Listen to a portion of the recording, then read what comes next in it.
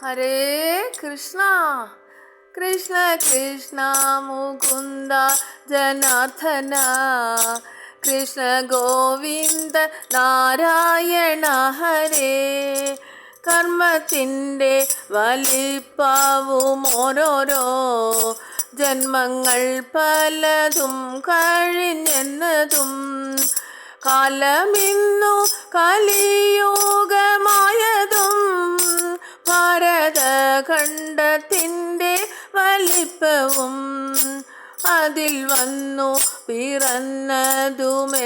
നാൾ പഴുതേ തന്നെ പോയ പ്രകാരവും ആയുസ്സിൻ്റെ പ്രമാണമില്ലാത്തതും